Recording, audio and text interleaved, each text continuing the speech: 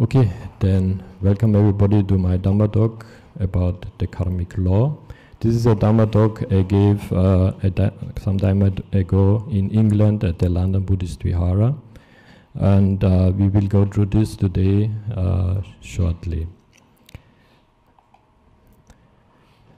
The Buddha says, whoever understands the law of karma also understands Dharma. So meaning showing how important the law of karma was for the Buddha in Buddhism. It is one of the most important parts.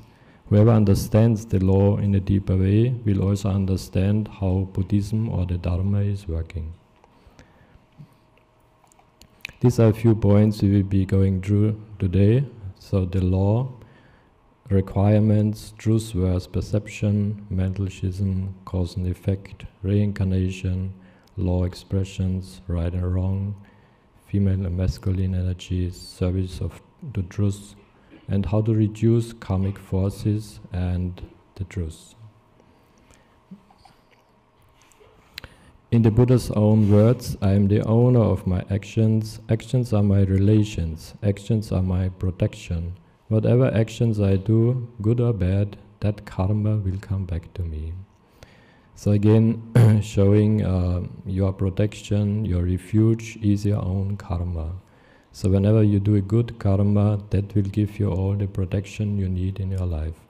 Doing bad karma, the Buddha says there's not a single place on earth or nowhere in the universe where somebody could hide from the results of the bad karma. The law of karma is also known in other traditions under different names. These are just a few names under which it is known. Some call it the moral law, natural law, the law of cause and effect, causality, God's law, consequentialism, or the golden rule. There are many more, these are just a few, showing the law of karma is also known in many other traditions. Also maybe the understanding is slightly different to what the Buddha taught. There's a true story of Henry Seagland. It was a man in Texas in America. He had a girlfriend called Isabella. He treated her very badly, and finally he broke up, and she was heartbroken and committed suicide. The brother of the girlfriend found out, went to this Siegler and shot him, and then committed suicide himself. Amazingly, the bullet did not kill this Henry Seagland, so he survived, became well again, and lived on. But when the bullet bounced off, it went into a tree in his garden. Each time this Seagland saw this tree in the garden, he was reminded of his girlfriend. And so one day he decided to remove this tree from his garden. So he got some company to remove it. They put some dynamite, and also he was standing far away, thinking he's standing at a safe place. When they blasted the tree, the bullet went off into his head and killed him immediately. So showing, this is just one modern example. This happened in 1883 in Texas. Showing if there is a karmical force, it is coming back to us anyway. Sometimes it is delayed by time, or maybe in this case it may have been delayed because of some other good karma which was acting. But this very thought of removing the memory of his passed away girlfriend immediately triggered this karma again and ended fatal for him. So as another tradition, the law of karma is known, or they say what goes around comes around. The Buddha says, deep indeed is this law of karma, and deep it appears to be. The meaning of karma, if we take the word karma literally, it means to do or to make things. Karma is doing or making, so it is all about action. The law of causation is the balance of cause and effect. It is also not a law which is made by the Buddha. It is not a man-made law. It is a universal law. Everybody who is capable of thinking at all is subject to this universal law. If we believe in this law, or if we have a deep understanding of this law or not, does not make any difference. Everybody is subject to this law of karma. Karma is the master law of the universe, but there is no lawgiver.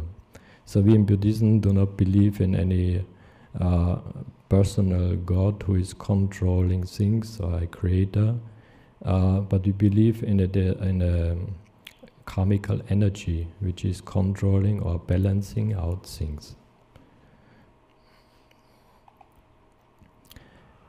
In Buddhism we have the term achindeya, which means four things which can be very difficult, which are very deep and difficult to comprehend. The Buddha says there are, number one is Buddha Visaya, which means the sphere of a Buddha.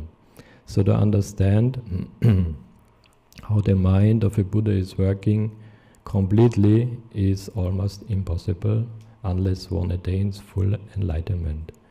Second is the jhana Visaya, is the meditative absorptions, again very deep and very difficult to comprehend unless one experiences the jhanas by oneself. Then number three, this is for us, Kamma Vipaka, again very deep and difficult to understand how karma is producing effect.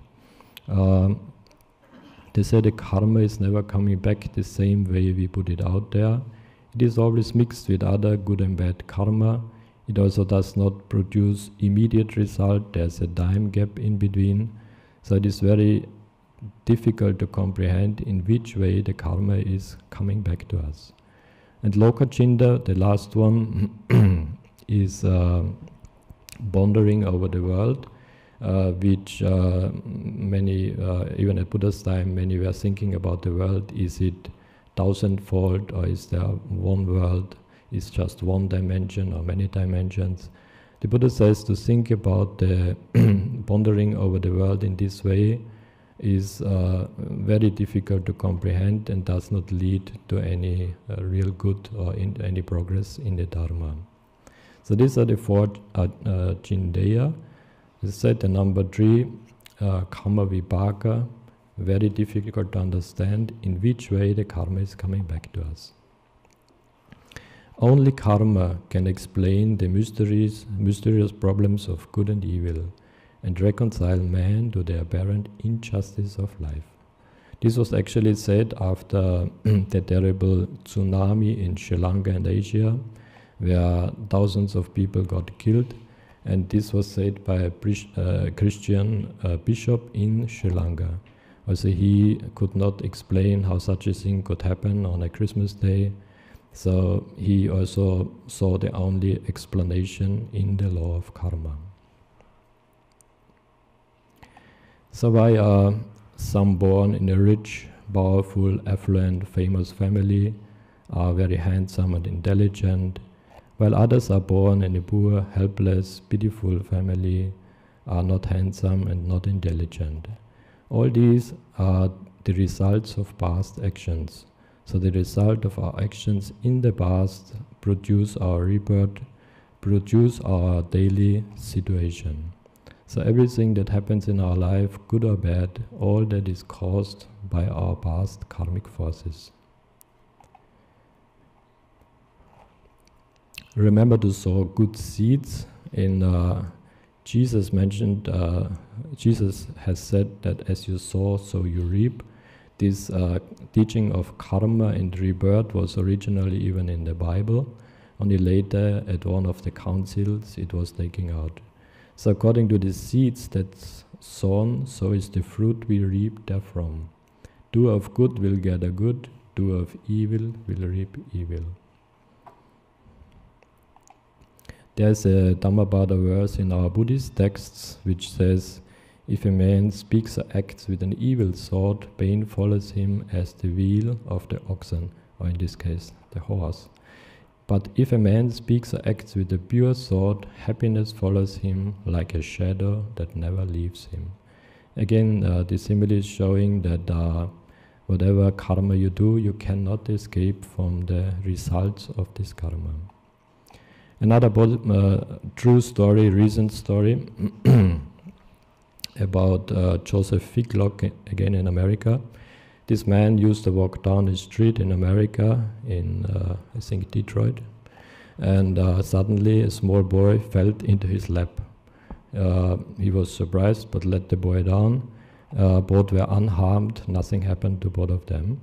It turned out that this boy was playing at the third floor near the window and was falling down, and by chance this man went by and catched him. So the mother was in shock, but of course happy that nothing happened to the boy. Even this story, as amazing as it may be, 1 year later, this man walked down the same road and the same boy fell again into his lap, so a second time. And this was even mentioned in the newspapers in America, again showing the good karma of this boy was not to die. So whatever he did, he was protected by his good karma. So that 2 times in within 1 year, he fell down the same window and the same man catched him 2 times.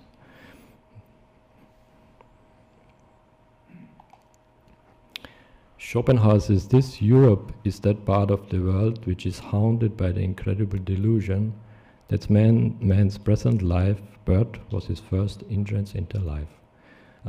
I should mention that now, that was some time ago. At that time, maybe in Europe, people did not have a thorough understanding of karma and how rebirth is working. Meanwhile, karma is very well known, and many believe also in rebirth or reincarnation. So to avoid bad karma and to live a dharmic life, the Buddha gave this advice, and it's one of the most famous gathas in our Buddhist texts. It says, abstain from all sinful actions, perform only pious ones. Purify your mind, this is the teaching of all the Buddhas. And especially as he says all the Buddhas, because our Buddha always mentioned that he is not the only one. There have been thousands of Buddhas before him, and there will be thousands of Buddhas after him. And basically they will teach the same Dharma, or the same law of karma, the same path to liberation. Only I was recently asked when the next Buddha is coming, and it is very clear from the text that the gap between one Buddha to the other is very big. So as long as the teaching of one Buddha is still available, the next Buddha will not arise in the world. There will be a big time gap in between. Stubborn ideas. So there was a research done, a brain study. If somebody has a strong belief, a strong idea in his mind, that may be any kind of belief. If you hold any strong idea in your mind, your thinking is limited, and limited in a way that whatever you see or hear, or let's say you hear Dhamma talk somewhere, you hear it in a different way, because you are conditioned by this belief in your mind. So they say if you hold on to any strong idea, the brain cells are firing in a different way. So whatever you hear, whatever teaching you get, you hear just half of it, because you interpret it according to your belief. The Buddha says if you want to make real progress in your meditation, you should have an open mind. It's very important that you are free from any preconceived ideas or strong beliefs. An open mind is best suited for making real progress in Buddhism and meditation. So when your mind is open to everything what you consciously perceive, you can make real progress on the Dhamma path. So the degree of liberation from the self, this is a saying from Albert Einstein. He says the true value of a human being can be found in the degree to which he has attained liberation from the self. So we have to free our mind from our working mind, basically. So in Vipassana meditation, we realize that there are actually two things in our mind. There's the working mind, which is working with the five senses, and there's something we call wisdom. So the wisdom has the ability to see the mind and also to control the mind.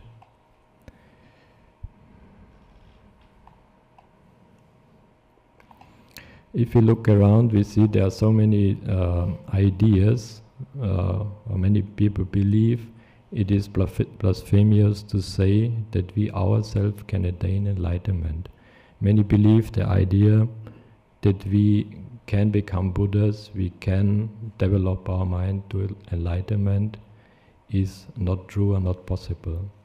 The Buddha, on the other hand, says the Buddha nature is within us, so we can realize the same state of enlightenment as the Buddha. All we have to do is to purify our mind through meditation and to free this Buddha nature within us. So Buddha nature is what maybe is called in other traditions God or God realization. We say it is a pure state free from all defilements, free from any form of greed, hate and delusion.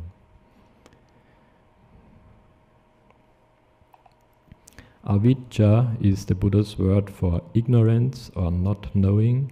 It is also synonymous with delusion or moha. It is the primary root of all evil and suffering in the world, veiling man's mental eyes and preventing him from seeing the true nature of things. It is the delusion tricking beings into believing that there is something permanent, something permanently and a state of permanent enjoyment. So Avijja teaches us that through meditation we have to wake up and break this illusion. Health, prosperity, peace, happiness, most people say they want these things. They aspire for them, they long for them. But if you look carefully, we can see that most people are not really honest about this. They are not prepared to fulfill the necessary conditions to obtain these things. So there are certain requirements to obtain these conditions. Human beings, whenever you ask them, they will say, of course we want these things, but we are not prepared to change any things. But they say certain specific requirements exist in order to obtain these conditions. If the requirements are not fulfilled, they will not manifest automatically by magical means. So what is needed to, what are these requirements? First of all, we need knowledge. We need to know certain things, knowledge that spur us into action. As long as this knowledge continues to remain unknown or ignored, the manifestation of the desired conditions will be impossible. And they say the knowledge we need to have in order to understand the law of karma is twofold. First is we have to understand how our mind is working, and second we have to understand how the law of karma is working. Understanding the two, we will be able to adjust our life and live a happy, peaceful life. The next distinction we should make is between nescience and ignorance. Both mean not knowing, but in a different context.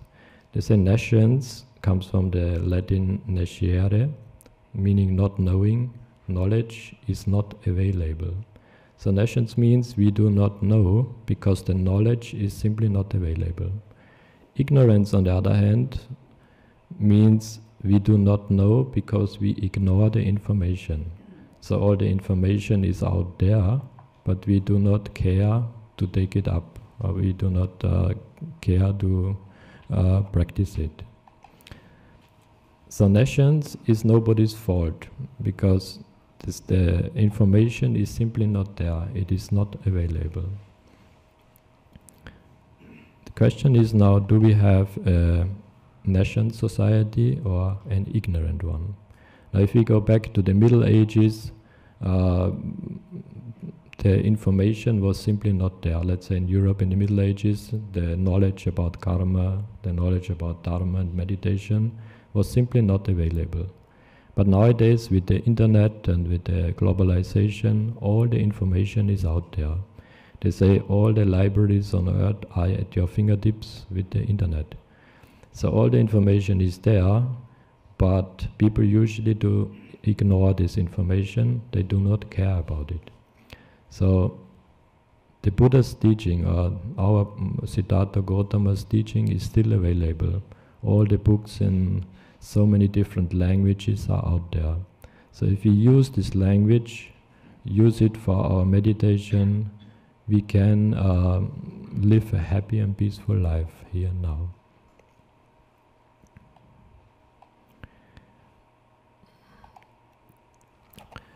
So the law of karma is the master key to liberation, to unlock the secret to liberation. What we should do is get a deep understanding of how the law of karma is working, perceive it, acknowledge it, accept it, and then the most important part, to do something with it. They say karma has all to do with actions, so we have actually to do something, we have to do to make a change in our life. In order to get these requirements. Many say, I want change, but I am not prepared to change myself. So they say the change has to come in heart, mind and guts, so you have to understand it, and you have to feel it with the heart, and you have to make an action. You have to make an outward change.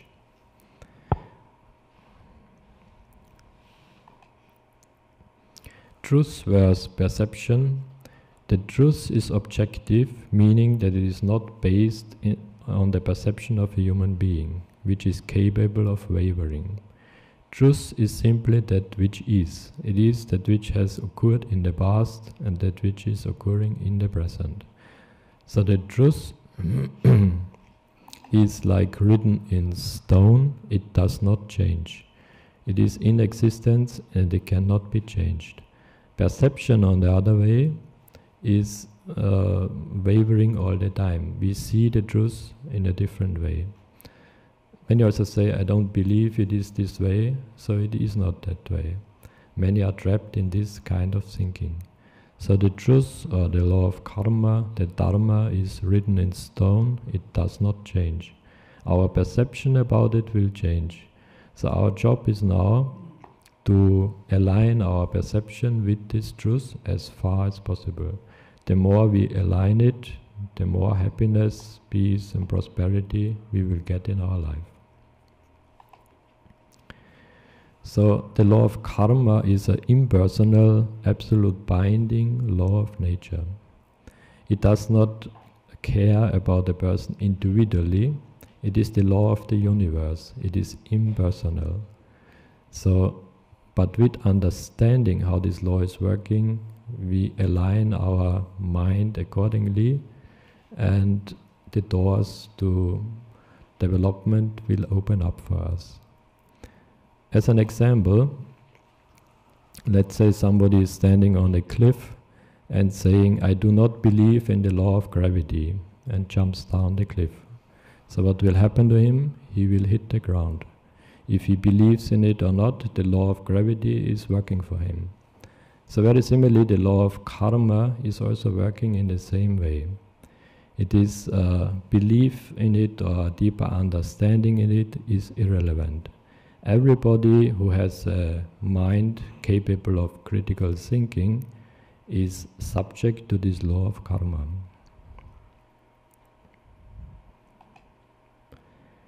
So these are inherent existing conditions, binding and immutable. Even the Buddha, when he went into parinirvana, when he passed away, he did become old, sick, and he passed away. So everybody, regardless of belief, background, culture, standards, is subject to this universal law. Working against the law will lead to suffering and chaos in the world. And if we look around, we see the news, we see that it's actually what is happening in our world.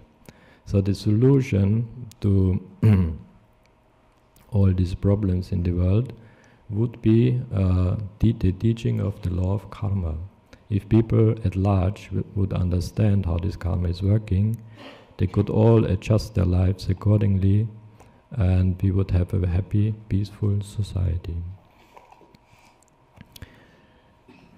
The most famous story in our texts about, I think it's the most clear story which shows how the law of karma is working, is about Arhat Chakubala. So at the Buddha's time, there was a senior monk called Chakubala. Like here, he used to walk in walking meditation one evening, and he was stepping on some insects, killing them.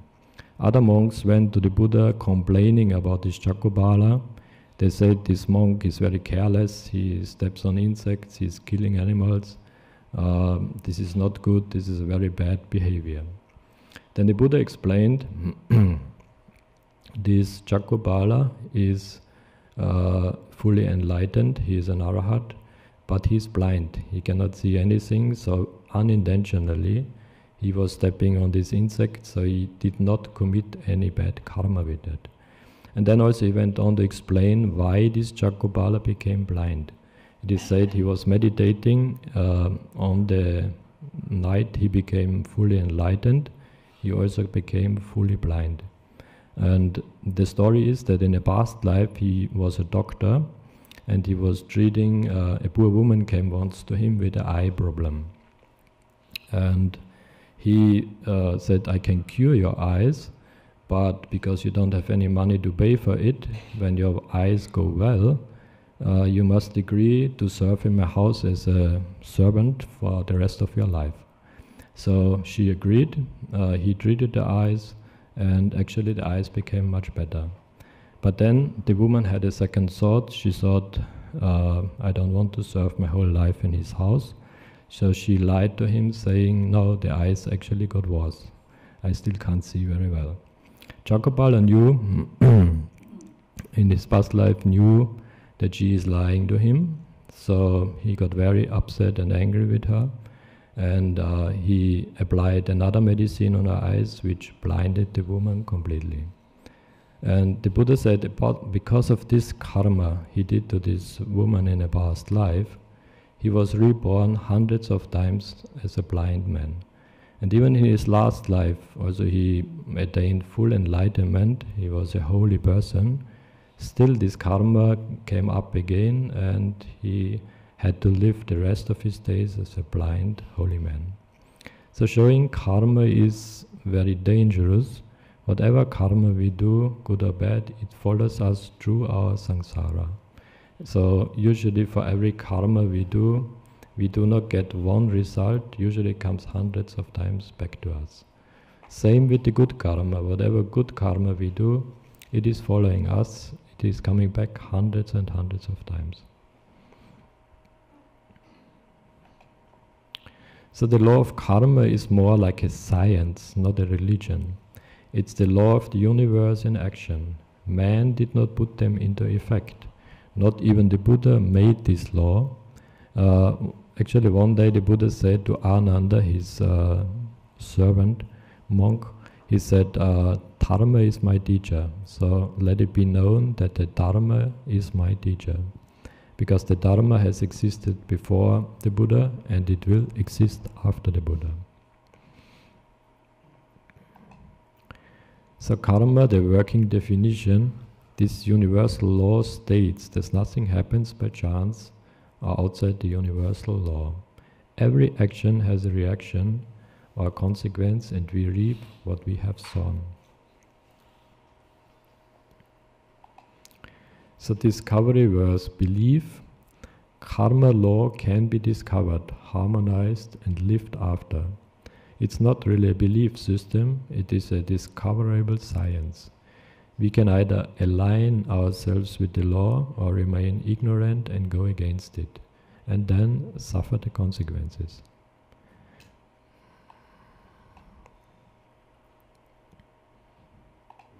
There's another story about at the Buddha's time of Angulimala. I think many of you will know. His real name was Ahingsaka, meaning the what is Ahingsaka? Meaning the harmless one, yeah, meaning the opposite, yeah, the harmless one. But later he was called Angulimala, and it shows how dangerous authority or belief is, because actually he was a very humble student of a famous teacher at that time, and because other students put some gossip to the teacher wanted to get rid of him. So he told him, in order to pass your exam, you have to bring me 1,000 small fingers. And he believed blindly in this teacher. He thought, if the teacher says so, I have to do it. So he went into the forest. He became a very dangerous robber, a murderer. So he killed hundreds of people, cutting off their small fingers and collected them around in a chain. It is said he killed 999 people. Then the Buddha came. He was even prepared, because he needed just one more finger, he was even prepared to kill the Buddha, so he was running behind him, trying to stab him, but he couldn't catch up with the Buddha because of his special powers. And then the Buddha turned around and said just a few words to him, which changed his life. He said, "Angulimala, why are you running? I have stopped. Why not stop your mind?" Just with these few words, Angulimala realized what he is doing. So he fell on the feet of the Buddha and became later a monk and even enlightened. From this story we can understand many things, but the one important point is, it is dangerous to give away your free will. So if you blindly believe in any authority, somebody orders you to do something, you should always still use your mind, because when the karma produces result, it is you yourself who has to pay off this karma. So even nowadays, somebody like a soldier, he gets his orders, he moves into country and he is killing people. Also he is ordered to do so, and actually that is often used as the excuse. They say, I'm just following my orders. But the karma vipaka is for the individual soldier, because they are putting the thing into action. So the biggest part of that bad karma is for the individual soldier. And in this case, Angulimala had to pay off all this karma. They say after even he became enlightened, he had to suffer a lot. People attacked him, he was accused of many things. Even in his last years as a holy monk, he had to pay off a lot of this bad karma. So humanity's greatest fear is that the truth is absolute. But that's exactly what it is. It is absolutely absolute. Humans love relativism, they love relativistic ideas. They like to say, it all depends on how I'm feeling, it depends on my individual situation. But again, karma is not working that way. Karma is written in stone. Only we have to align our perception with the truth. Soren Kierkegaard said this: there are two ways to be fooled. One is to believe what isn't true. The other is to refuse to accept what is true.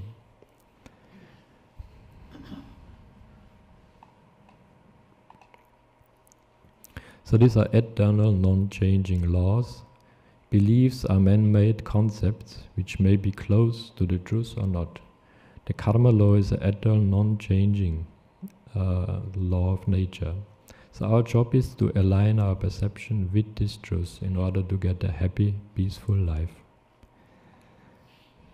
There's one ideology nowadays which is called moral relativism, and it is very widespread. And many do not even know that it is called moral relativism. It is the idea that there is no right and wrong. It is the idea that moral is relative, it depends on the circumstances. So these are usually people who think they can make their own laws, it all depends on themselves. It comes along with other belief systems like self-preservation, social Darwinism and eugenics. In a high school in Sweden, there was a study done. They asked the students 3 questions. Number 1 was, do you believe in an objective truth, in an objective reality? And about 70% of them said no, they do not believe in it. Meaning they are, strictly speaking, moral relativists. Second question was, do you believe in karma? And there 90% said yes, they believe in karma. Of course, showing that either they did not understand what karma means, or they did not understand what moral relativism is. Third question was, well, if you have to choose any religion, what would that be? This is mainly, I think, Christian country. 80% said they would choose Buddhism, so very good for them.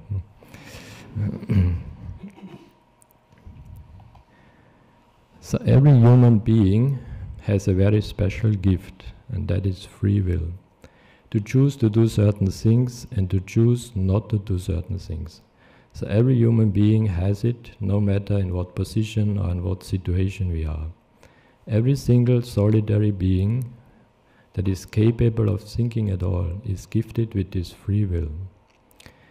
We have even the free will to go against the law of nature. But what we cannot do is to go against the law of nature and not suffer the consequences. So we have the free will to go against it, but we have to suffer the consequences of it.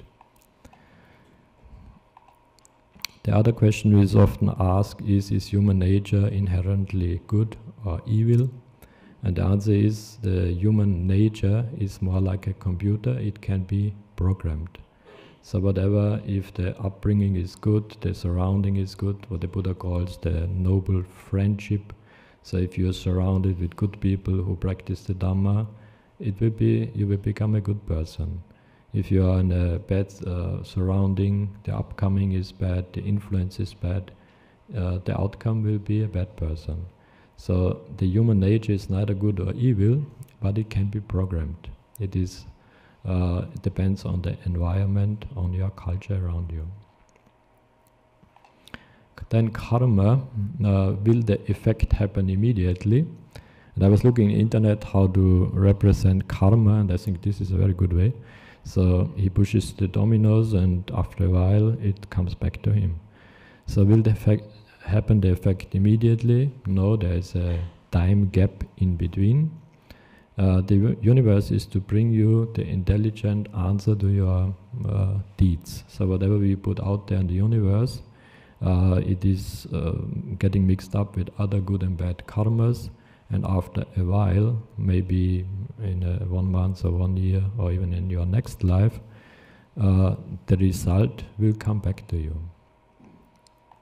It is also said that whatever karmic force you put out there, it depends on a few other factors.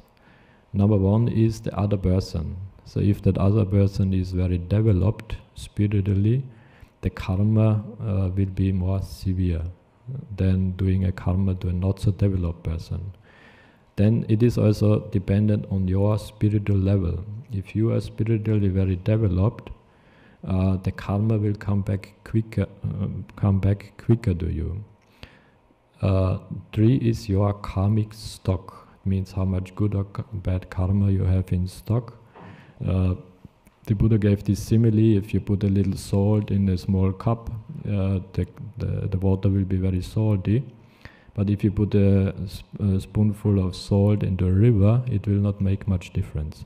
So if you have a lot of good karma, one small akusala karma will not make much difference. But if your stock is already full of bad karma, even a small thing will taste very salty. Then also we can create karma by inaction. Let's say in school this one boy is bullied by another one. All the others are standing around just watching. Nobody speaks up for him. Also they could help him. So even by inaction some kind of akusala karma is done. Not as bad as doing it yourself, but some akusala karma is also created by that. Creating change. So all power to effect change lies in the plane of cause. So human consciousness should move from the plane of effects to the plane of causality. Meaning when we receive a karma, that karma cannot be changed anymore. But while we create constantly new karmas, so on that plane we can make a big change. Also very important for creating karma, good karma, are two factors. They call it time and energy. They are also sometimes called the spiritual money. So it is very important how we spend our time and our energy. And we should ask ourselves daily, how do I spend my valuable time? Do I sit in front of the TV for many, many hours a day?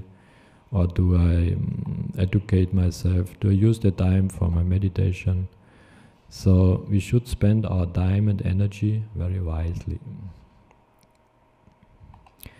Fear is another big hindrance for making spiritual progress.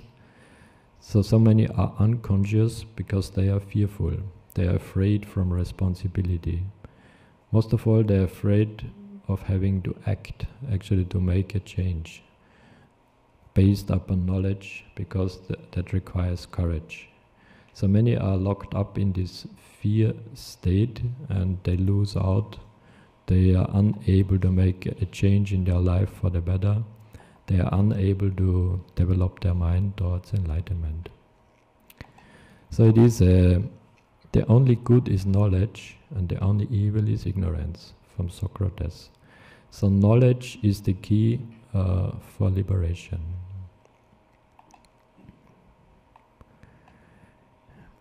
This was said by Dr. Bruce Goldberg. If you don't believe in karma or reincarnation, don't worry. Probably you will in your next life. So, what I said, the knowledge about reincarnation and rebirth is very wide now. In Europe, I think, in America, all these Western countries, there's a big understanding about the law of karma. And in all the temples in Europe, they say when they have a discussion about karma, it is always the longest discussion. It goes into the night because there are so many questions about it. One good example for reincarnation is Mozart. I'm from Austria, so he's from my country. He used to compose symphonies at the age of 4, and also his father was a musician and surely has picked up from him also. But without any experience from a past life, this would be impossible. So showing, and there are many such cases that small children have, they speak 2-3 languages, they have special abilities which cannot be explained. So showing there must be some experience from a past life, otherwise they would never be able to do any of these things. I met myself a boy in Sri Lanka. When I met him, he was already a little older, but he could remember since the age of 2 or 3 his past life. And he used to speak all the time about his mother and his house. He said always, I'm living at another house, this is not my home, my mother is living somewhere else. And so because he did not stop speaking about his home, his mother, they took him one day and he showed the way, left, right, this a few villages away where he never has been in this life. He went into a house, then the mother from that house came out, he hugged her.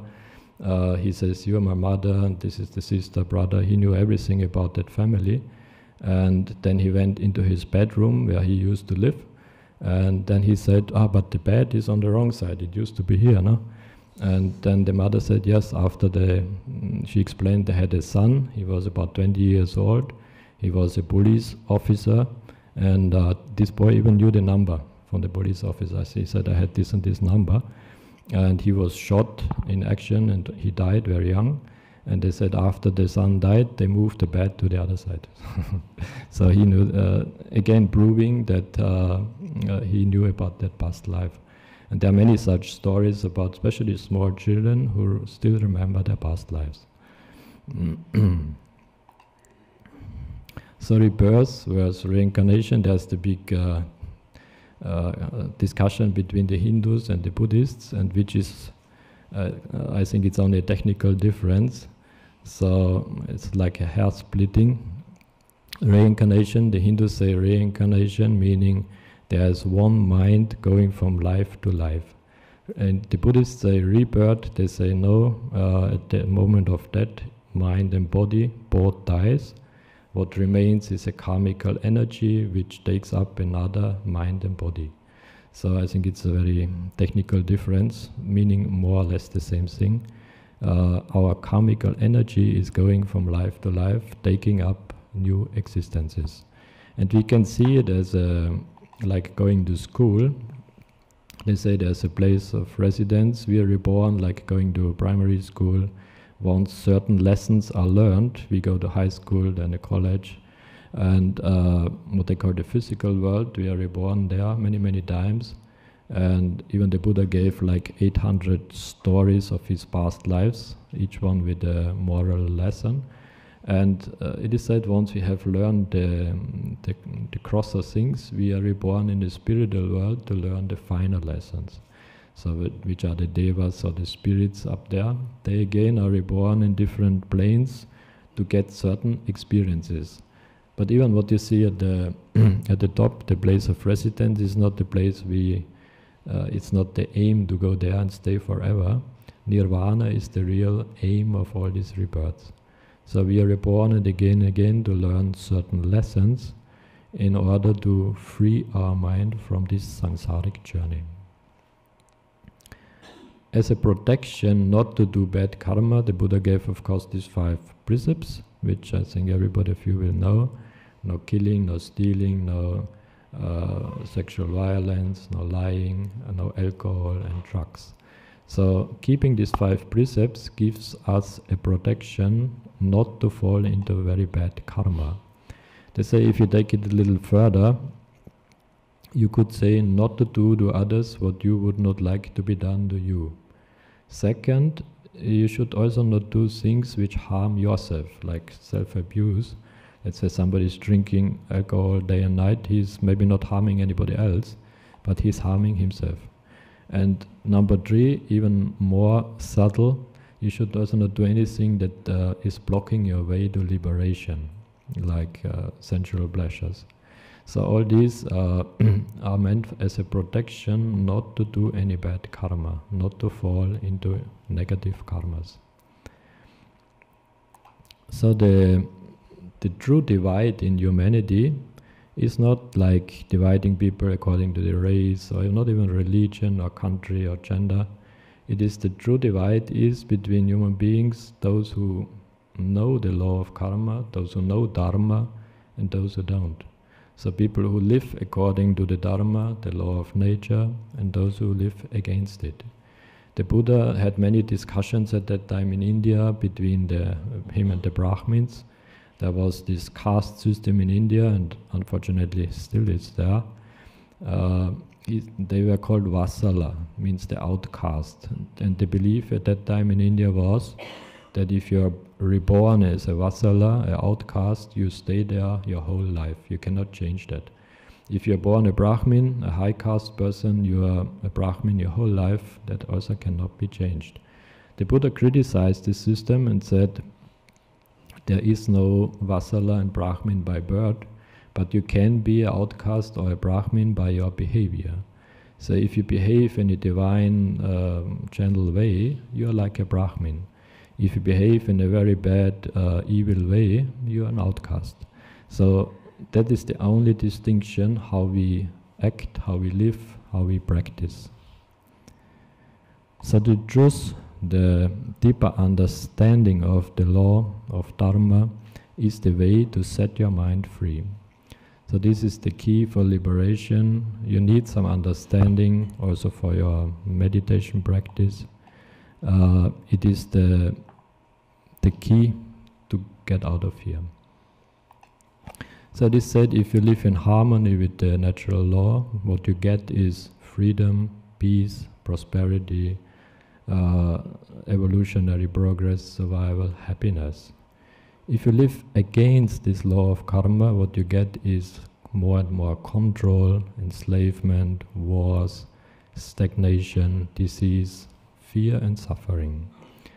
So it is all about our mental attitude, how we understand and practice. So what can be done now to reduce karmic effects? There are a few ways. Let's say karma is hitting you. What can you do? First thing is kusala, meaning doing good karma, practicing a lot good deeds, doing good karma to balance out the negative karma. Second is upekkha, means equanimity. So if a negative karma is coming to you, is hitting you, it is very important how you react. So it is said like, the simile is given like in a ping pong tennis game, the ball comes, you hit it back. So if you hit back the karma, it hits you again. It hits you again and again, till you accept this karma, and then it's maybe paid off. So it makes a big difference how you react when a karma is producing effect. And the last one, the most important one maybe, is vipassana meditation. So in vipassana meditation, you watch your mind. You, since the five senses from outside are closed, more memories and karmas from inside are coming up. So many memories will come up, and if you stay equanimous, if you just let the karma pass away, the memory pass away, that karma is paid off. So in vipassana also, you purify your mind, and you free your mind from all these negative karmas.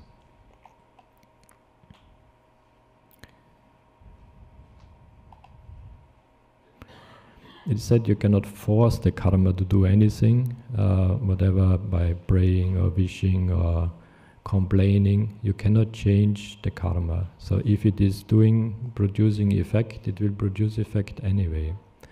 And if it's going to do something, it's doing it anyway. But you can react in different ways. In meditation, you can calm your mind and react in a more positive way to the karmic forces. So Buddhism, the Dharma, the understanding of karma, is the solution for our personal life as well as for society. And if you look around worldwide, Buddhism is growing very fast. It is said that 22% are now Buddhists in the world, but this is the official number. So there are many, I know from Europe and America, there are so many people who call themselves people without any religion, but actually these are the ones who like to practice meditation and Buddhism. So Buddhism, this understanding about the law of karma, Dharma, is growing, and I believe it will also make a positive change in our society. So if we should adjust our life according to the law and gain happiness, peace and prosperity.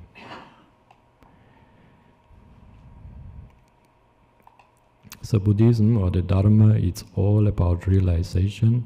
That's the main part of the Buddhist teaching. It's not so much about studying books. All these things are helpful, but the real practice is in the meditation, to realize how your mind is working, how karmic forces are producing effects, and how you can free your mind from all suffering. So with that, we come to the end of this little Dhamma talk. I hope there were some points which are useful for you. So may you all be well and happy, enjoy your life, and realize enlightenment in this very life. Sadhu, sadhu.